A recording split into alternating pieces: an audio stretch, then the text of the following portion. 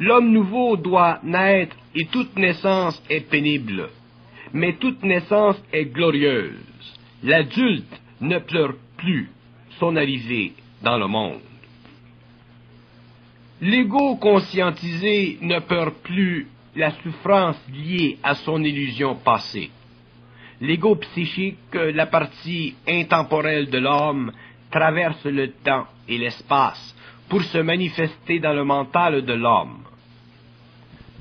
Le mental supérieur est libre du temps et de l'espace, et lorsque l'entité psychique se supérimpose sur l'ego planétaire, la conscience de ce dernier s'allège, car elle n'est plus verrouillée dans les formes d'une conscience inférieure qui essaie de se situer vis-à-vis elle-même, mais avec grande difficulté. Elle cherche plutôt à égaliser son rapport vibratoire avec la présence de l'ego psychique. Et c'est ainsi que l'homme apprend pour la première fois à goûter réellement de la vie, c'est-à-dire à vivre, non plus en fonction de sa mémoire, de ses émotions subjectives, de ses pensées subjectives, de la force active de l'âme en lui, mais de son énergie créative, de son intelligence supérieure, de son rapport étroit avec la partie intemporelle ou sans fin de lui-même. Tant que l'homme ou l'ego planétaire ne possède pas une conscience suffisante de son ego psychique, il ne peut sentir son pouvoir créatif, donc il ne peut bénéficier de ce pouvoir créatif à l'intérieur de lui-même. Il n'a pas la volonté de vaincre absolument tous les obstacles de sa vie. C'est pourquoi il ne peut bénéficier mentalement, émotivement, vitalement et physiquement de l'énergie de cette entité, car il n'a pas une conscience suffisante de cette entité. C'est pourquoi la compréhension des mystères élèvera l'esprit de l'homme, et ceci en retour permettra que se canalise plus facilement l'énergie de l'ego psychique vers et à travers l'homme. La compréhension des mystères sera un des grands tournants de l'histoire de l'homme. Cette compréhension lui permettra de bénéficier du pouvoir vibratoire du mental supérieur et d'ainsi changer, altérer toute sa vie sur tous les plans. La profondeur des mystères ne tient qu'à la profondeur de l'ignorance. Plus l'ignorance se dissipera, plus l'homme aura accès aux mystères, donc plus son ego psychique s'exprimera à travers sa conscience humaine. L'ego psychique, l'ego réel, trempe dans l'invisible. Il ne trempe pas dans le matériel. Et c'est cette conscience de l'ego psychique qui trempe dans l'invisible qui apportera à l'ego planétaire la connaissance des mystères qui lui permettra de transmuter l'énergie de ses principes inférieurs. L'ego psychique, c'est l'expression de ce qui est le plus intime à la nature de l'homme, à son esprit. C'est l'homme cosmique qui n'est pas assujetti à l'homme planétaire matériel. L'ego psychique, c'est l'ultime réalité de l'homme planétaire et cet ego doit prendre de plus en plus de place dans la vie de l'homme, mais en harmonie avec l'ego de l'homme.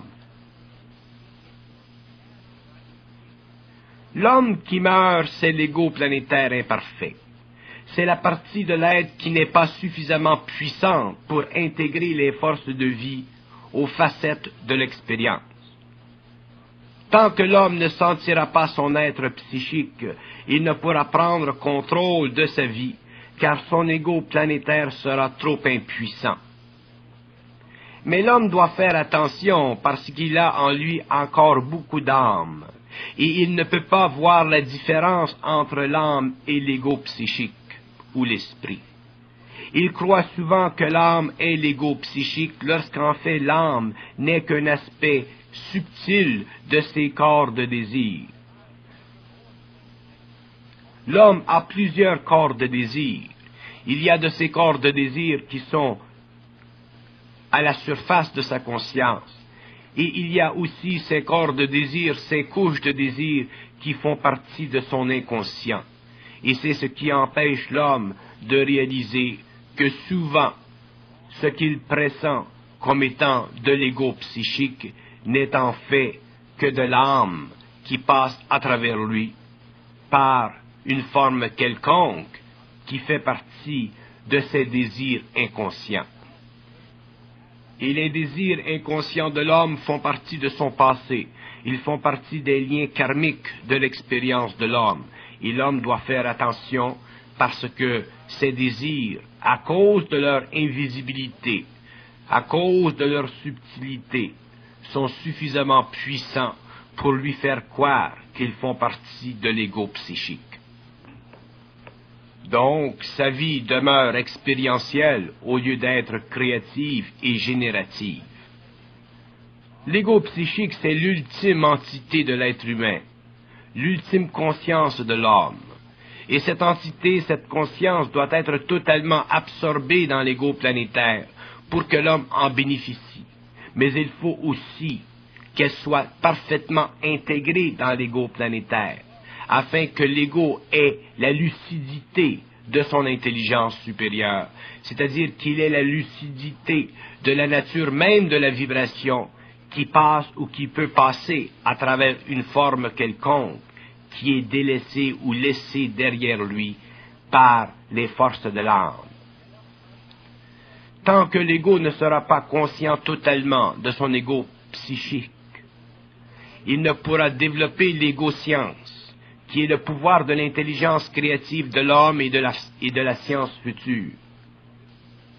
L'ego-science est la science de l'ego harmonisée à l'ego psychique. Ce n'est pas la science de l'ego vécue en fonction du pouvoir de l'ego psychique qui perce ou qui utilise la forme de l'âme ou la forme qui naît de l'activité de l'âme.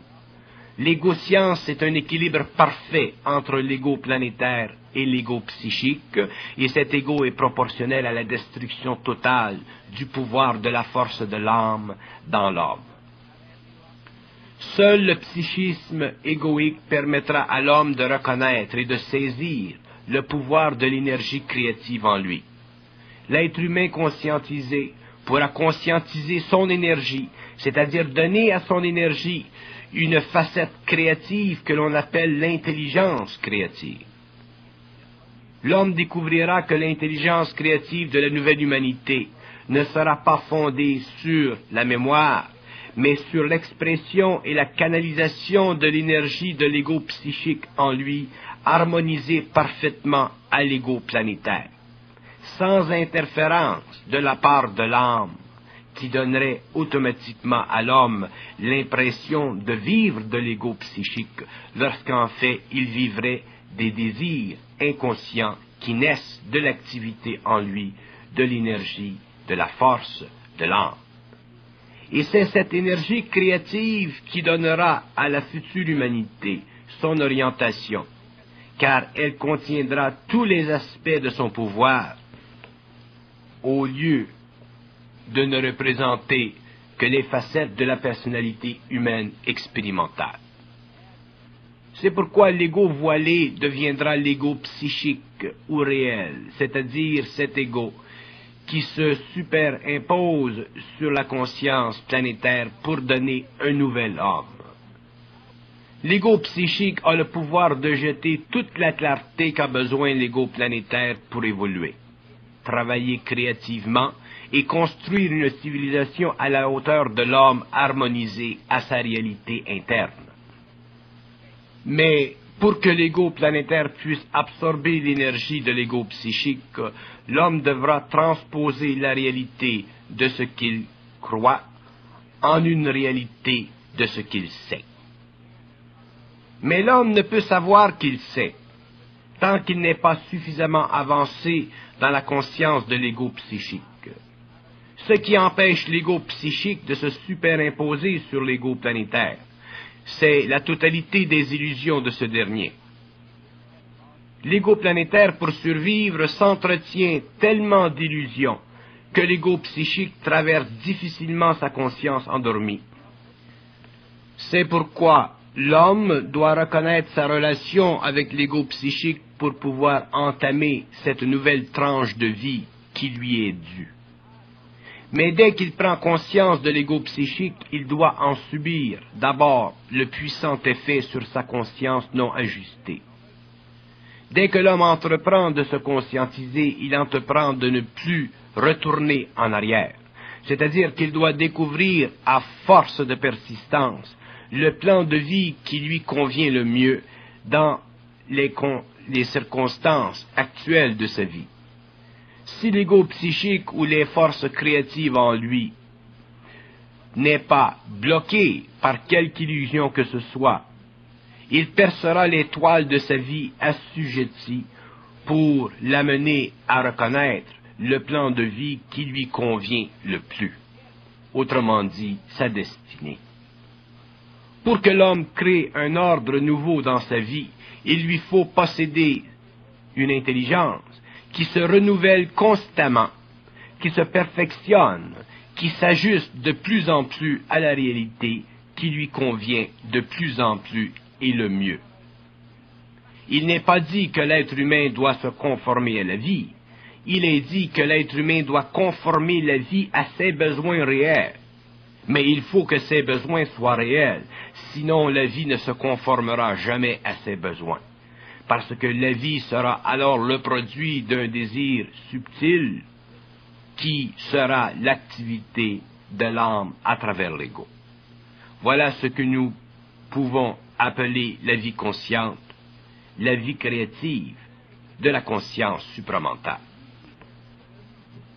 L'être humain conscient du Verseau découvrira que plus il avance dans la conscience, plus il se perfectionne, et plus ce qu'il a fait auparavant, qui lui semblait être conscient, n'était enfin qu'un voile créé par l'âme contre l'énergie psychique de son ego cosmique. Et lorsque l'être humain a réalisé pleinement ceci, c'est à partir de ce moment-là que s'établit l'équilibre entre l'ego planétaire et l'ego psychique, et qu'il n'est plus capable de se faire jouer dans les cheveux, qu'il n'est plus capable de se faire prendre dans des illusions qu'il considérait auparavant comme étant l'activité de l'ego psychique, lorsqu'en fait elle n'était que des activités de l'âme, subtilement cachées derrière le voile de la forme. C'est parce que l'homme n'a pas conscience de son ego psychique qu'il ne sent pas la capacité de faire ce qu'il veut dans la vie. Lorsqu'il sera dans la conscience de son ego psychique, lorsqu'il sera lui-même psychique dans le sens parfait du terme, c'est-à-dire lucide en intelligence, au lieu d'être psychologique, il pourra vivre sa vie à la mesure qu'il la ressent. En attendant, il doit se développer en lui la fusion de l'énergie avec son ego. La fusion de l'énergie avec l'ego, phénomène évolutif du XXe siècle, déclenchera sur la Terre une nouvelle vague de conscience qui permettra de changer éventuellement sur le plan individuel toute condition de vie insupportable, faute d'intelligence créative et de volonté créative. Le pouvoir de l'ego, ou le pouvoir de l'ego-science, est tellement grand que l'humanité en général, inconsciente de son évolution, fait face à une des plus grandes forces qui aura pénétré le seuil de la conscience humaine depuis l'origine de l'homme sur la Terre. Cette nouvelle conscience, libre de tout ce qu'elle mettra de côté, élèvera la conscience de la planète par la simple manifestation du pouvoir de l'ego psychique à travers l'individu conscientisé.